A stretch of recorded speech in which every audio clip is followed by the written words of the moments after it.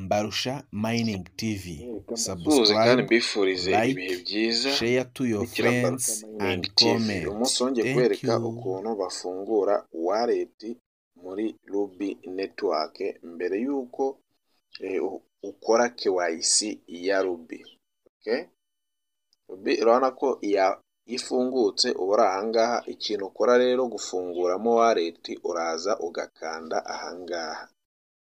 Wallet uraza ugakanda aha, kugira ngo muri kuhabona mwese. Reka mpindureho ibaraho gakeya. Uraza ugakanda ahangaha kw'aka kantu k'agakofi.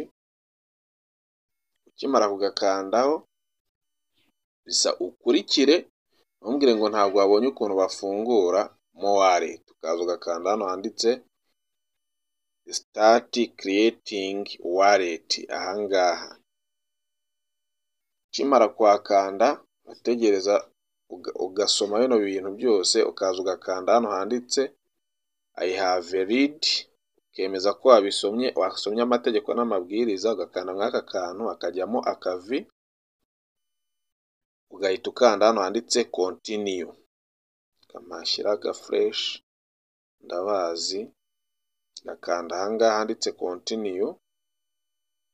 Ukimara gukanda continue bakwereka amazina yawe na nimero yawe ya telefone, byose bagenda babikwereka. Ugakanda hano handitse continue. Okay, ukimara gukanda hano handitse continue. Okay, bahita bakwereka utuntu ati choose memory. Ugahitamo utuntu ushaka. Choose memory category in the following items to continue. Ucuzingamo utuntu ushaka. Ushobora guhitamo imodoka, cyangwa ugahitamo abantu, cyangwa ugahitamo animal. Reka twihitiremo imodoka cyangwa inzu. Uhitamo akantu ushaka. Ushobora guhitamo imodoka, cyangwa ugahitamo inzu, cyangwa ugahitamo elephant ako ushaka. Reka duhitemo imodoka. Ubwo dukanze ku modoka, uhita ukanda continue. Okay, kugira ngo muri kwibona. Twakomeje, barongeye baratweretsa kandi dukande nanone ku modoka. Ukanda aho ushaka car, ukaza ugahita ukanda continue. Bagahita bakwereka amagambo 12. Muri kuyibona amagambo, muri kuyabona ya magambo aya uyataye. Mwibutsa ko nyine uba ugendesheje muri make ukayakopiya.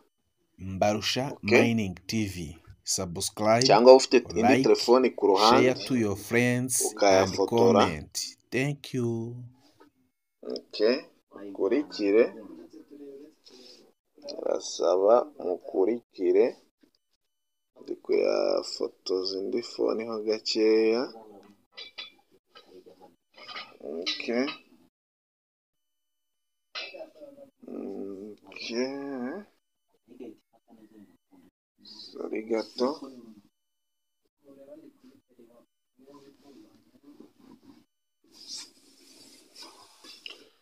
Dore amagambo n'aya ngaya.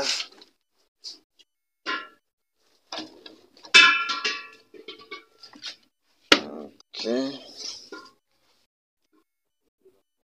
mwihanganye gatoya. Bisaba kuyafotora.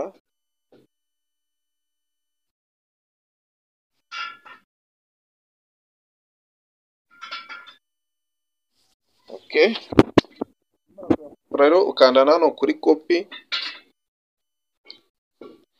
ukanaya downloadinga. Okay, bahita bakwereka hano handitse send CD phrase. Ugahita uhakanda, nako batwemere kuhakanda. Kambibereke.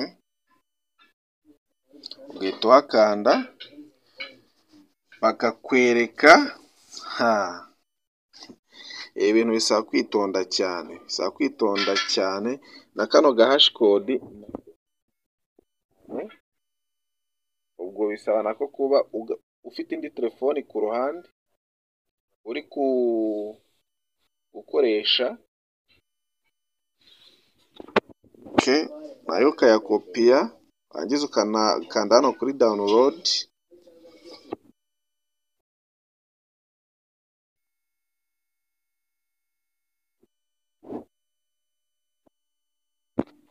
kugira ngo muri kuyibona bino bintu byose ukuntu ndi kuyikora, ugahita ukanda aha ngaha,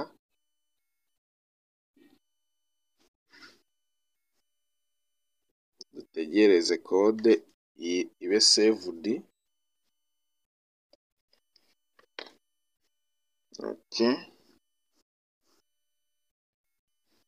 Tegereze ni network,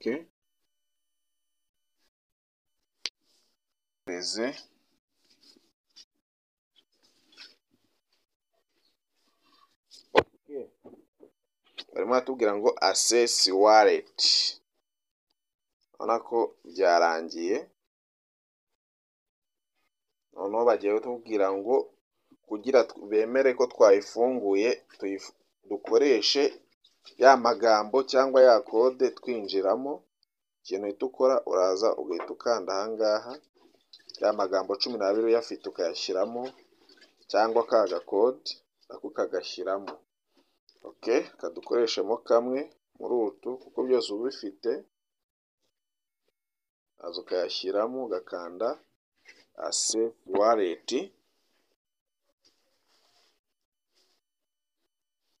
ugategereza. Urabona ko wallet ibaye created, kugira ngo murabibonye wallet yacu yafungutse rwose neza cyane. Noneho uraza ugakanda hano kwa kariya kantu kameze nk'akajisho, aka ngaka kareba balance yawe, urumva ni 0, nta kintu kiriho, muri kuyibona. Noneho hano tugiye gushyiramo pin, tugiye gusetingamo pin. Kuyisetingamo rero uraza ugakanda aha ngaha, ibintu byose ndagira mbibere. Uraza ugakanda kwa kantu kameze nk'agasetting, ukagakandaho. Kimara kugakandaho bakwereka euro, bakakwereka n'idolari.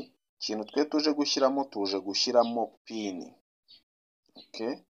Pin rero uraza ugakanda hano pin setting aha ngaha. Iyi pin utayisizemo ntabwo wakemererwa kuba wakohereza umuntu amarubi cyangwa amadolari cyangwa amaero, bisaba kubanza ugasetingamo pin. Kandi wibutsa ko iba utarabikora, utarafungura wallet, ntabwo wakemererwa gukora KYC. Igihe cyose utarafunguramo wallet ntabwo wakemererwa gukora KYC ya Ruby network. Ubwo rero ugahita ukanda hano handitse pin setting, ugashyiramo imibare uzajya ukoresha, imibare ushaka.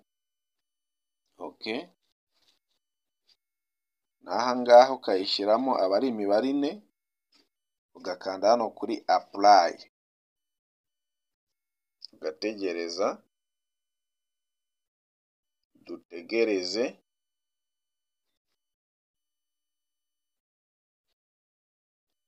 Urabona ko yabaye saved, pin twayisevinze, byarangiye, nta kiba gisigaye. Uraza ugahita wikandira hano hejuru ugakora back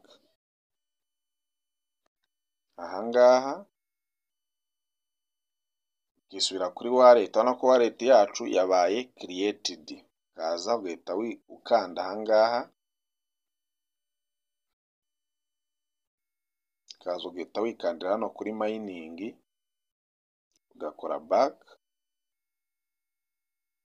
Urabona ko mining turi kuyikora neza cyane. Ubu ngubu wahita wikorera KYC. Kugira ubone rero ko baguhaye KYC, uraza ugakanda aha ngaha, baguhereza, uraza ugakanda hano kuri notification, ukareba ubutumwa buhari, cyangwa ukaza ugakanda aha ngaha kwa aka kantu kaga profile kawe. Profile rero ukimara kuhakanda uhita ubona username yawe, ukaza ugakanda aha ngaha handitse user verification, aha ngaha kuhabona, ukahakanda. Ukimara kuhakanda uhita kubibona. ahangaha hano bari kuvuga ngo KYC not verified, muri kubibona ahangaha, dore aha bavuga ngo KYC not verified, ukahakanda. Ukimara kuhakanda rero ukaza ugahita ukanda hano handitse continue hano hasi cyane, ahangaha tugiye kureba ko bamuhaye KYC, ntabwo turabibona. Ukahakanda, urabona ko KYC hano ntabwo barayimuhereza. Abibonye KYC iyo bayiguhaye ahangaha haba hariho akavi, hano haba hari utuvi dutatu twose dusa tw'ubururu nk'uko muri kubibona. Ahangaha rero kano kavi iyo bataragashyiraho baba bataraguhereza KYC. Noneho ku muntu bahaye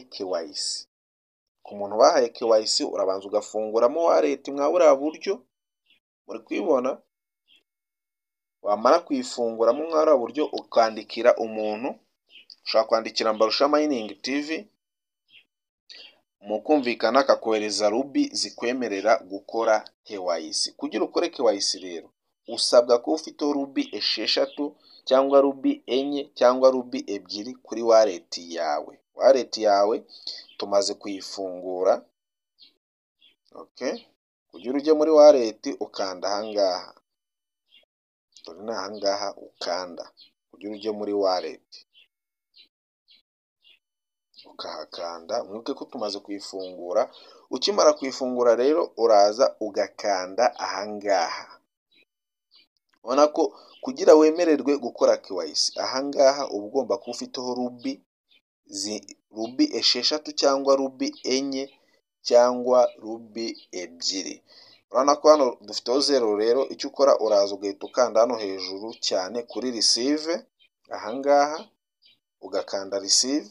Wamara gukanda receive ugahita ukopiya iyi wallet address yawe, okay. Iyi ngiyi ugahita uza hano kuri copy ukayikopiya.